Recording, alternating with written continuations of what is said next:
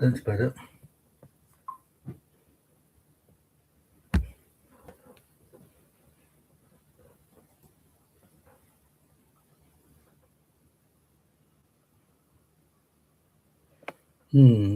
Four more spoken word poems. Here goes. This is the half breed. I am a half breed, a social, emotional, educational half breed, caught between two worlds, too disabled for you, too able bodied for my people, not standing on either shore, but stranded on the bridge between them. I am Mary Shelley's creation made flesh, not born beside a Swiss lake, not stitched together on a storm-filled night.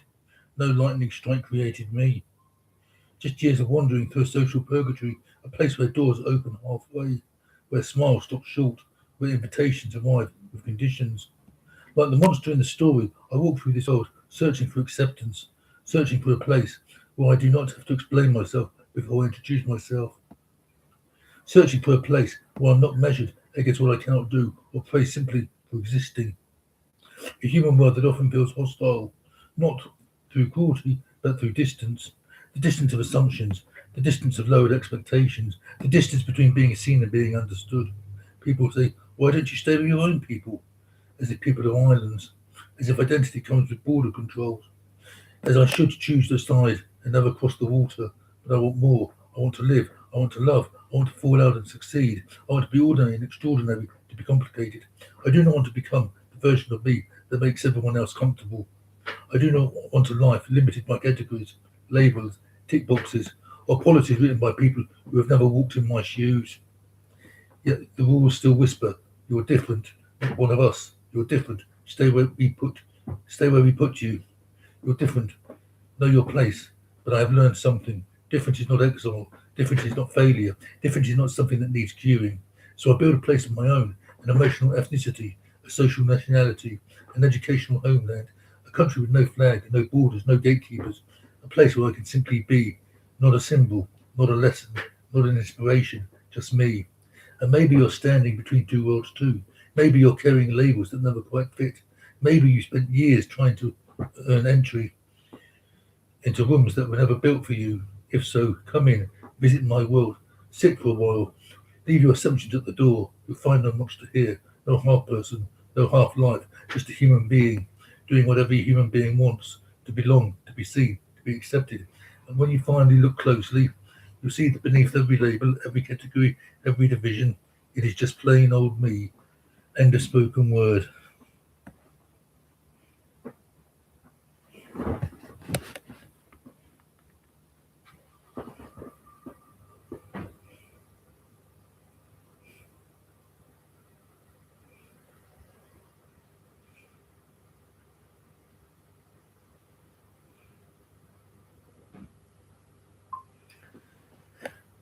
Spoken word number 2.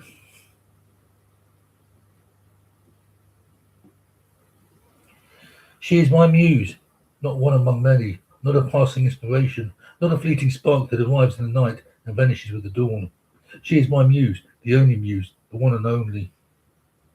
She is the reason words find their way into my page, the reason dreams still rise with the morning sun, the reason my heart remembers how to beat with purpose before her life was movement without direction, a road stretching endlessly toward nowhere, a song without a melody, a canvas waiting for a colour it had never known. Then she appeared, and the world became poetry, ordinary moments became treasures, silence became music, distant horizons became places worth reaching.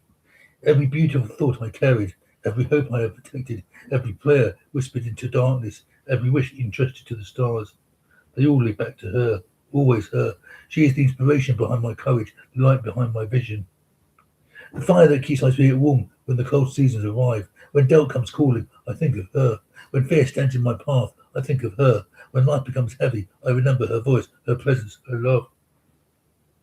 And somehow I find the strength to continue. People speak of muses as though they are merely inspiration, a source of creativity, a person to write a poem, a reason to paint a picture. But mine is far more than that, far more. She is my life, my love, my great blessing.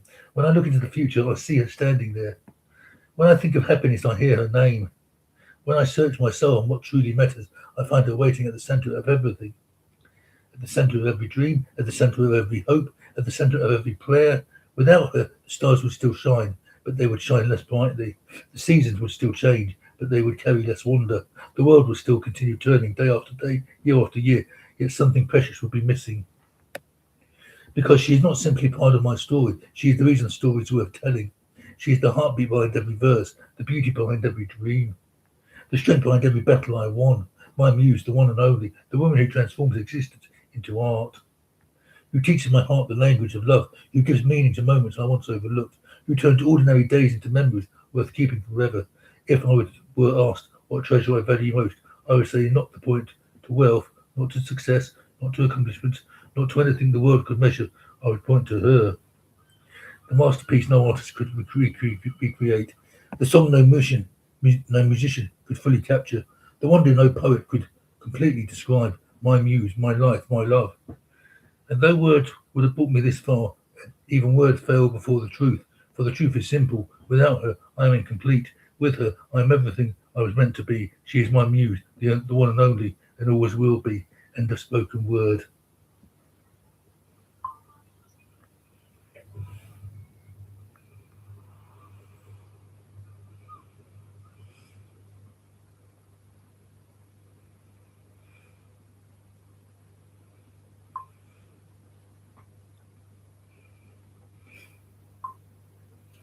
And this is spoken word number 3.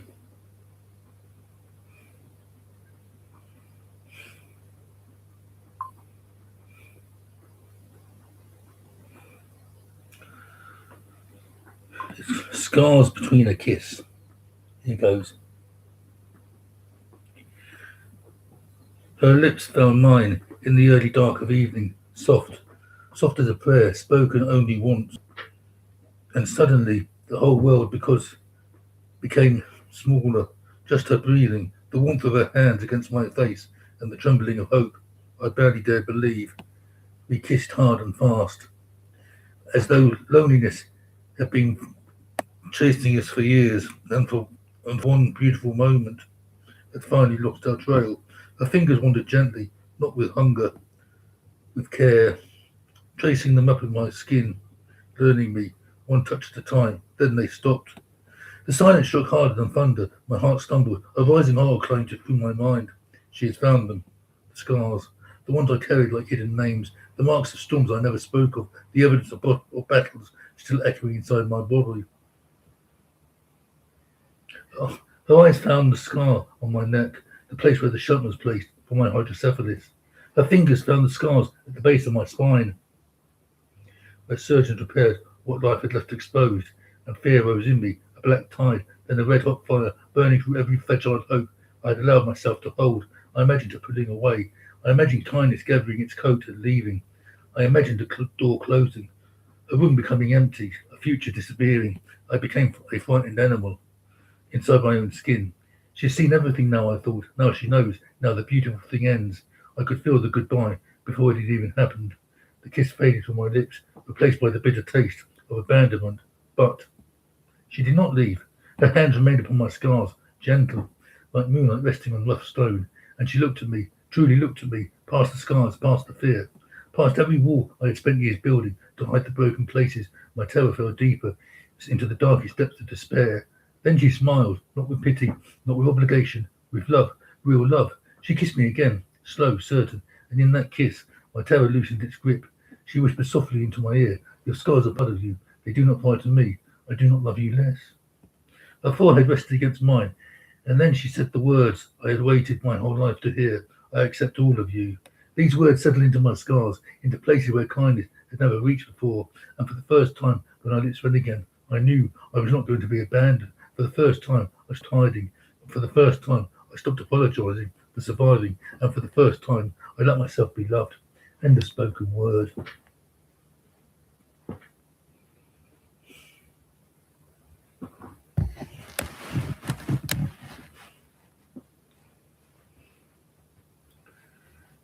And finally,